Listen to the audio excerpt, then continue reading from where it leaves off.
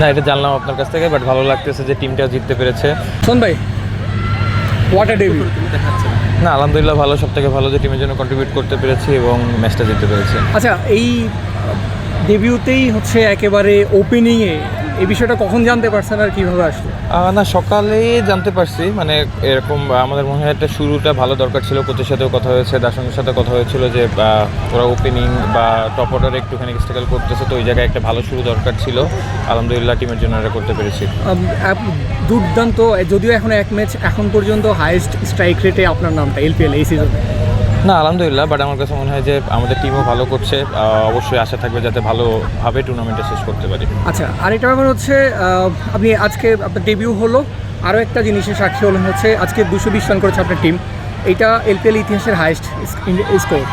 না, এটা জানলাম আপনার কাছ থেকে, বাট ভালো লাগতেছে যে টিমটা জিততে পেরেছে। সো অবভিয়াসলি আমার কাছে মনে হয় যে লিগ পর্বে আরও 2টা ম্যাচ আছে, যাতে আমরা ভালো মতো খেলতে পারি এবং টিম হিসেবে খেলতে পারি এটা। আচ্ছা, বাংলাদেশে আপনি জানেন লাখ লাখ মানুষ হচ্ছে তাকিয়ে থাকে এলপিএলের দিকে, বিশেষ করে বাংলাদেশি ক্রিকেটার খেলে দেখে। ব্যাটিংয়ে আমাদের কোনো প্লেয়ারই এখন পর্যন্ত সেভাবে পারফর্ম করতে পারেনি। আজকের আগে দুপুরের ম্যাচে তাওহিদ হৃদয় চমৎকার খেলেছে, এখন আপনি খেলেছেন, মনে হচ্ছে যে দেশের মানুষের ইচ্ছাটা একটু ফুলফিল করতে পারছেন? না, অবশ্যই দেখেন, অন্য যে কোনো দেশের থেকে বাংলাদেশের মানুষের ক্রিকেটের প্রতি যে ভালোবাসা, এটা আসলে অন্যরকমভাবে, এবং এটা আসলে প্রকাশ করার মতো নয়। অবভিয়াসলি যখন খারাপ খেলি আমাদেরও খারাপ লাগে, এবং ভালো খেললে অবশ্যই প্রথমে তাদের কথাটাই মনে পড়ে।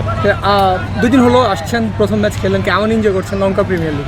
না, অবশ্যই আমার কাছে মনে হয় যে ডিফারেন্ট এনভায়রনমেন্ট, সো ওইটা এনজয় করার চেষ্টা করতেছে, এবং আমার কাছে মনে হয় যে টুর্নামেন্টটাও ভালো হচ্ছে। অবভিয়াসলি যেটা বললাম যে শেষটা ভালো করতে চাই। সোহান ভাই, আমরা একেবারে রংপুরে যেভাবে সোহান খেলে আমরা সেই ইন্টেন্সিটিটা দেখতে পেলাম। আসলে কি শুরু থেকেই কি ইন্টেন্সিটিটা এরকম ছিল কিনা যে আজকে যেভাবেই নামবো আমি মারমুখী ব্যাটিং করবো? না, আসলে টিমের চাওয়াটা এরকম ছিল যে যাতে শুরুটা ভালো হয় এবং মোমেন্টামটা যাতে আমাদের দিকে আসে, কারণ একটা ভালো শুরু হলে যেটা হয় যে আমাদের শেষে দিকে অনেক ভালো নেওয়াজ, দাসুন, তারপর কারণ রাতে সবাই ভালো ফর্মে আছে।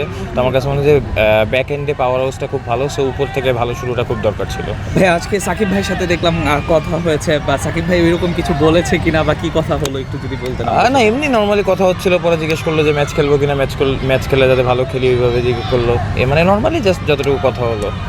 সোহান ভাই, বিপিএলে তো অনেক ম্যাচে খেলেছেন, আসলে ফ্রাঞ্চাইজি ক্রিকেটে এটা আপনার প্রথম ম্যাচ ছিল, তো মাথার মধ্যে আসলে কোন জিনিসটা কাজ করছিল আর কি?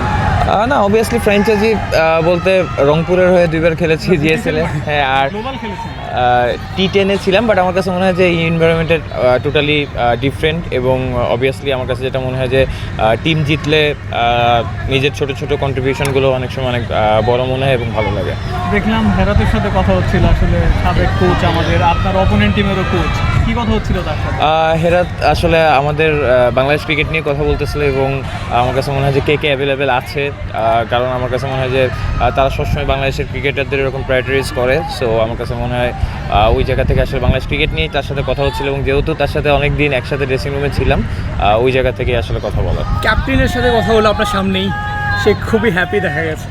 না, দাসনের সাথে আসলে খুব ভালো ক্যাপ্টেন্সি করছে, এবং আমার কাছে মনে হয় যে যেটা বললাম যে নিচের দিকে ব্যাটিং করার যে পাওয়ার হাউস বা ও যেভাবে এই জিনিসটা ক্যারি করে, এটা আসলে ওর সাথে অনেক দিন ধরে কথা হচ্ছে, এবং আগেও একসাথে খেলেছি এবং এনজয় করতেছি ওর ক্যাপ্টেন্সি।